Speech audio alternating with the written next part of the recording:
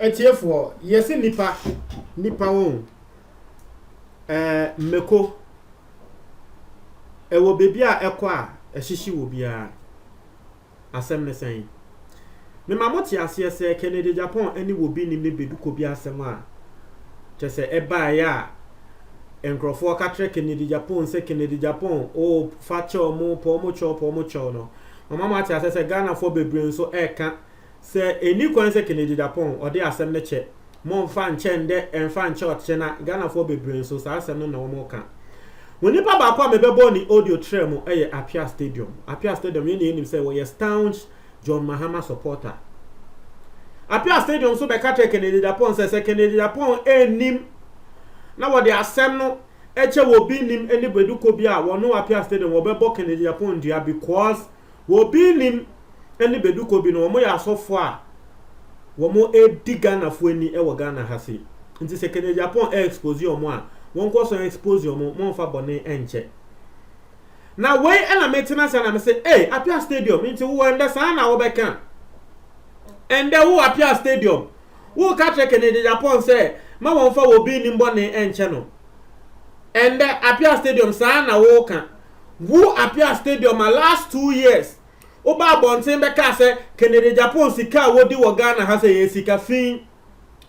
Apia Stadium Kokofi TV so ekwa ka say ono Apia Stadium say Kennedy Japan sika eye nyankopon na de mana ene na ko ono Apia Stadium wo mpa nyankopon sika because nyankopon sika ye sika fin just because Kennedy Japan ena wo kita saska no Apia Stadium ende de sa na wo kan owo bi say de ntia na Apia Stadium wo passes our comment no. He passed those comments because just like what Kennedy Japan is doing today, and what they to and now what they da will be him so no Kennedy Japan de to Mahama ne braso. Eye Mahama. Kennedy Japan ka se Irokofo and national security ankwa nkofa Ibrahim Mahama wonu Kennedy Japan be num poison eku ne ho. Enu hunti Irokofo eto nsa frɛ Mahama ni nua no 2 years ago 2018 asem na America. Eho esanse Apia Stadium was supporting Mahama any nua Ibrahim Mahama and now will be best here. I don't know. But sanse ebia wonya dodo de Apia Stadium de waka. O se adodo de wonya free Mahama ho. Ije sanse ebia wonya dodo de free Mahama any nua ho nti. Apia Stadium ba bonten be defend Ibrahim Mahama embra Kennedy Japan ya we expose Ibrahim Mahama no. And that there esanse ni pakra Kennedy Japan expose no emfa wo Apia Stadium hu nti wo ka se Kennedy Japan e de bone ne che omo a wono Kennedy Japan wo be boni dia nti mo mfa nche omo ba wo embra wo expose Ibrahim Mahama ne de wo ba bonte be di Kennedy Japan atem nipa mi de bia meka sa asem we a abei asemu ya abe ya Kennedy Japan grofo kan say Kennedy Japan menfa nche no me understand me tiasie ye pan because say na Kennedy Japan the allegation to omo so say we kun no obviously any kwan say ode che even onu Kennedy Japan kan any kwan say wono mpo e na wo take this matter up e security agencies no e na e wo say e take this matter up. Eni kwa se Kennedy Japan kra Ghana for beka se menfa nche o fa che wo sha se wo kana na ka security agencies a sha se asem wo ye som na ye hu emu no kre ba isi asem ade bia meka endra Ghana ni bi frame e na wo ka treme se me nka nche Kennedy Japan se ma Kennedy Japan enfa asem ne nche ade a me meka tre Ghana ni no ene se hwe eye ne kre yeni na yenya ya na ka Kennedy Japan e di expose no e ba mo but wo Ghana ni na wo ka tra me se ma Kennedy Japan e fa nche na me ya sure se na ka ye wo webusuani bi anana ka ye wo e na ebia Kennedy Japan na betina se e reveal secret about you a me ya sure se na ka wo tra wo bebo mpa ya pa Kennedy Japan cho se won fa nche o enya wuni nti wo se ma Kennedy Japan fa nche mo fa nche me de se wodi be chi o so mfa nche o enye no ne masem ne se nkrofo di boni a the police needs to take this matter up but and then Apia Stadium so ena me wo because yes me boni audio endra a wo kan se ma Kenya Japan fan che de biara da yenko tie ebia na wo bi ti bebi ka se o dabi melody so de oboa o Apia Stadium wanka bibia sa 2 years ago yenko tie ensam a Apia Stadium no boka fa Kenya Japan ho na Kenya Japan na nkasa ntenanse hu ne se obi a waka nsem bi se afa ho pen wo hwa wa adwempa ema yenko tie mra part 2 ya romande 2 weeks no warning ura kanda pa national security minister pa na yeyi nkwala na free to ka se ode se yanchi owura Ibrahima obenom poison no ampa na yoku afre no na de ampasa Apia Stadium me ka kire Kenya Japan ne se asofo bi di se Otabel Professor Mate Ghana peace one so omo hwe din ma Kenya Japan asole meti free more than 8 years as 4 years na wo di atem na de ampasa me ka kire Kenya Japan ne se nyame na wo hire ni pa ma ne sika no se nyame ne pa ye pe ne ncha akọ heaven no na hire Kenya Japan ma ne sika de nyakopo sika sika fi a ho tan e bi Kenya Japan on se sika ni nipadua na nim dua no kura en se sika ni enipa sabi na nim animonyam bia ni mu ahon fa Kenya Japan wonti Ibrahim wonti watane saa wato preunto bi den na wayo dia pan wayo Kenya Japan ya braw den na Ibrahim ayo animonyam ni mu den na wayo ni pai wodi that to tankrom sandi dia me pesa me kan se ye de Kenya Japan se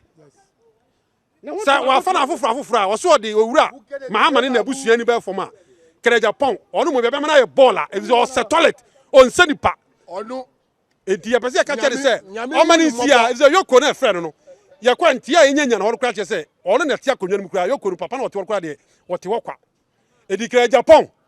ye monti no ase Kenya Japan so wo ye sabi wo ye kurase ni Apia Stadium ye kurase ni se no ya bra no wo ye kurase ni wo ye kurase ni ye kurase fo se no onu se na ni mie ya ye ni millions as ye ni emie ono de risua it is wo di atama o invest here yes ya bo masters woni ben kura na bra ya onya ni kura asem na o ye no ni abre no etiefo mo asomo a o me pese wo wi beba be ka se we die melody so na wo ka asem a sha Apia Stadium enum nti mo ankasa mo teye wo se Kenya Japan sabin pressure asa wo ye toilet sabi wo didi afa cheme ba Apia Stadium na ankasa enum nsem no wose Kenya Japan ho time sika ense no wo bia wa ye adwuma wenye ono akasa ni sika abobra ubegina bebi akasa sika ense no se Kenya Japan ho time na esanse Ibrahim Mahama ho ofe esen ni nti no intiana wono Kenya Japan wo expose Ibrahim Mahama wonse Apia Stadium ekwahye nani ne de ho no wo hu se meko ehyehye sa time no esanse wonya dodode efri Mahama ene ne bra ho menka se we back Apia se na nankasa kan se eya Mahama boano iti de metumi aka ne se ebia na wonya dodode efri Mahama ana se esanse Mahama ne bra wono Kenya Japan be expose na Iroko for friend ne de Apia Stadium ba abontin ebedidi Kenya Japan atem we hu se ne etie nipa se we hu se ne etie se we hu iti me sure say that time no na nko obi kata Kenya Japan say oh Ibrahim Mahama menfa nche na Apia Stadium edi eye Kenya Japan ateme di wo kra atema aka ho mo amuti atendidie no se wo ye fun se wono nyankopon na edi sika na ma Kenya Japan a Kenya Japan sika ye sika fi how can you say something like this and there esan say Kenya Japan sanso be ye o se menfa nche obia intermedia me kan no de me kan no me say yesterday I passed that comment ye ni na ye nyaaya Kenya Japan won fa nche in fact Kenya Japan ke ni kwase ka se fa che ana menfa nche because it's not the law. Kenya Japan is not the law. Se na nkrofo kano makene endra wo bi send me audio say Kenya Japan won close down wo bi nim na sorry won close down beduko bi na sorry won chi beduko bi muntum ena na make atene ba kono say ho the wo Kenya na no o kasa te say Kenya Japan wo ye police. Kenya Japan is not the police. police for no ene betumi close it down ensori no na omo achi wo bi nim ene beduko bi if the Kenya Japan ka say wo mo eku nipa e de aye nyankoma de no if ne kra na ne kra e wo say police for ekoche san krofo yi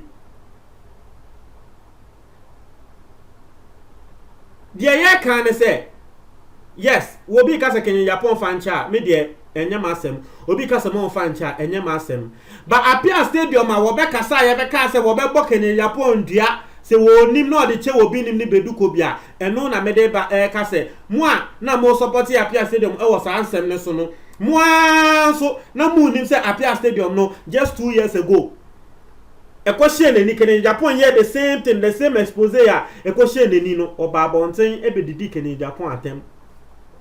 ni udi ni pechi e wo social media e wo se hu ne say obia e wo ni interest memma wo bi hwe menko hwe wo bi sabe ni interest unti na wonka se udi se ni pako nechi e bia na wonnim botaya ni pako no wo de ya ade a wo de eye uncha ma adwo comment box me tie for me da ase